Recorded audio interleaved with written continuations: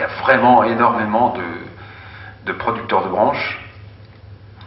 Et le problème de la ressource n'en est pas vraiment un pour l'instant en tout cas. Donc, sans doute on va trouver, parce qu'on va parler de cette histoire-là, et mon ami Dominique en parlera de l'aspect social du bois raméal fragmenté, mais on va en parler aux gens qu'on a autour de soi. Et moi c'est comme ça que j'ai rencontré un élagueur qui est devenu le président de l'association, à qui j'en ai parlé, qui m'a dit mais écoute moi, des camions de broyage, j'en fais plein, je vais les déposer à la déchetterie, ça me coûte 50 € la tonne pour déposer ça en déchetterie. Donc si toi tu les veux, tu viens, tu prends le camion, tu décharges ça chez toi et tu me payes le carburant. Bon, ce genre de calcul, vite fait, on se dit mais les élagueurs, il y en a beaucoup, quoi, parce que quand on ouvre les pages jaunes de l'annuaire, sur le département du Lot où il n'y a quand même pas beaucoup d'habitants, on n'est pas très nombreux, il y a beaucoup d'espaces boisés, mais les villes sont petites, donc les arbres d'alignement, il n'y en a pas trop, il y en a un peu, mais pas trop. On se dit quand même que il suffit de téléphoner à tous ces gens-là et de leur parler le langage qui leur convient, parce que la plupart des élagueurs et des gens, en tout cas tous ceux que je connais qui sont dans le milieu du vivant et du jardin et du parc et du traitement des arbres, ou de la taille ou des soins, ces gens-là comprennent bien le discours du vivant. C'est-à-dire que quand on leur parle de l'effet des branches broyées sur le sol, ils disent mais oui c'est normal, parce que moi c'est la réaction sa première réaction ça a été de me dire ça, mais c'est normal que ça fasse ça, parce que dans les rameaux il y a plein de choses et les champignons ça apparaît tout seul. Alors c'est pas de la génération spontanée, mais les spores de champignons qui se baladent dans l'atmosphère, qui tombent sur le sol et qui n'ont pas le milieu qui leur convient pour se développer, vont rester à l'état de spore pendant quelques années et ensuite vont disparaître, c'est-à-dire que c'est quelque chose qui va mourir. Si les spores tombent sur un milieu qui ressemble fortement au milieu forestier, les champignons vont se développer parce que c'est le biotope qui leur convient, l'écosystème qui leur convient, et qu'ils ont de quoi manger. On est encore sur des problèmes d'alimentation, c'est-à-dire que le vivant, de toute manière, a besoin de s'alimenter, et que cette chaîne trophique, donc cette chaîne alimentaire, en milieu forestier, elle est très complexe. Il y a plein d'acteurs, et bizarrement, en milieu agricole et au jardin, on est plutôt sur de la simplification des systèmes qui font que les chaînes trophiques sont la plupart du temps résumées à des apports de minéraux pour les plantes. Alors ça, c'est sans doute le piège de l'agriculture conventionnelle et un peu aussi le piège de l'agriculture biologique quand les gens mettent du compost tous les ans, et le compost, ça n'est pas du vivant, le compost c'est quelque chose qui n'existe pas à l'état naturel, comme le disait ce matin Yvan, c'est quelque chose, la nature, il n'y a pas de tas dans les bois ou en forêt, et que ce matériau-là est dans le système d'alimentation du vivant un vrai révélateur de la remise en route d'un système qui est sans doute en mémoire. Alors là je m'avance peut-être un peu, mais c'est ma perception, d'un système en mémoire, un système de fonctionnement qui est très ancien et qui fait que il y a tous les éléments et tous les facteurs qui vont faire que du broyat posé sur un sol, alors chez moi le sol c'est 30 à 40 cm d'épaisseur, plutôt argilo-limoneux, donc du béton en été, de la terre amoureuse en hiver, avec entre 35 et 40% de cailloux, et que faire le pari, et là bon c'est pas un pari parce que sans doute un peu aveuglé par les textes de Gilles Lemieux, je me suis dit ce bonhomme là il a écrit des trucs, ça vaudrait peut-être le coup de vérifier. Vérifions, et la démonstration elle est là, c'est que en l'espace de 3 mois, et c'est un peu les chiffres qui sont indiqués et par Benoît Noël et par Gilles Lemieux,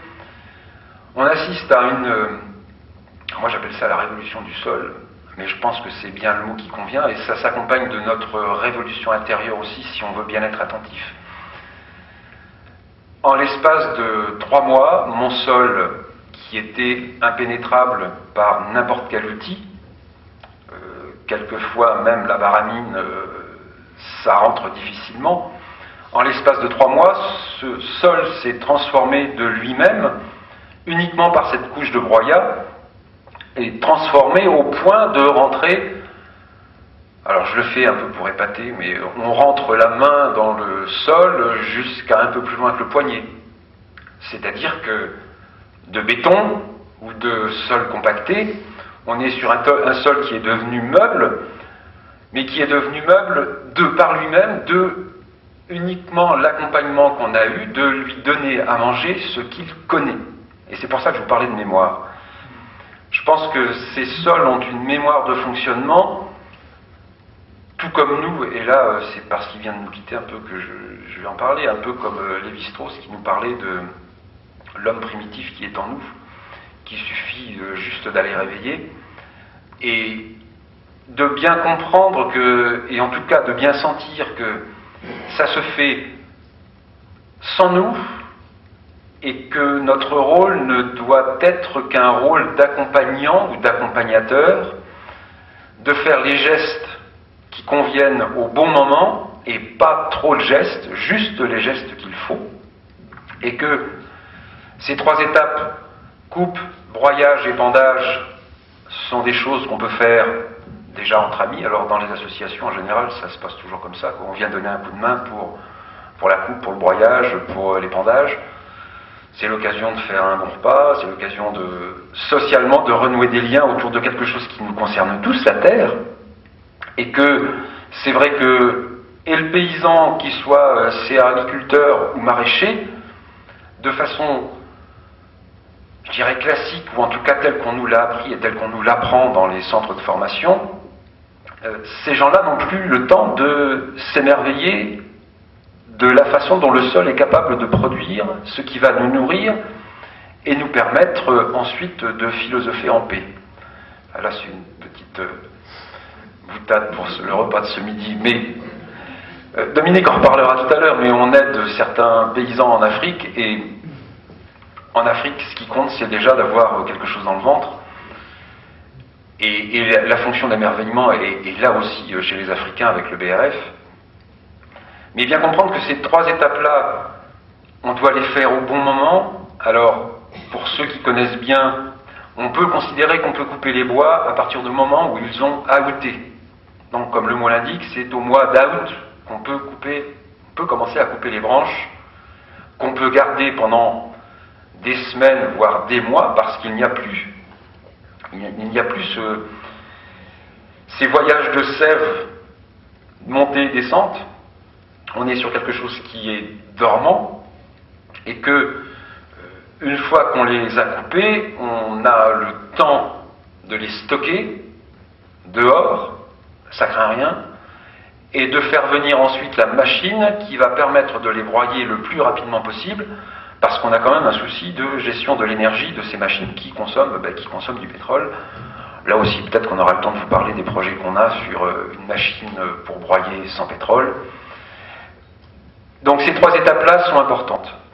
La 4e étape, à mon avis, est encore plus importante parce que c'est très souvent l'erreur qui est faite, parce que formaté par l'enseignement agricole, formaté par ce qu'on voit, par ce qu'on lit, par ce qu'on a l'habitude de faire, quand on a épandu la couche, on se dit « j'ai une couche de mulching ou une couche de paillage super, l'année prochaine le soleil peut taper tout ce qu'il veut, mon sol ne sera jamais desséché ». On oublie une chose, c'est que dans le fonctionnement des sols forestiers, il y a un mélange qui se fait naturellement entre toutes les matières qui tombent, qui sont mortes, mais il y a aussi des parties vivantes, et que tout ce matériau-là est brassé par la vie des insectes, de tous les micro-organismes, et que le but que nous recherchons avec le BRF, c'est reproduire ce système-là. C'est-à-dire que on n'est plus sur l'observation d'un fonctionnement physique des sols. Paillage et mulching répondent à une contrainte physique qui est le rayonnement solaire intempestif. Chez moi cette année, enfin chez nous, on a eu plusieurs jours à plus de 40 degrés à l'ombre. Donc on imagine bien que et les plantes et le sol souffrent énormément de ce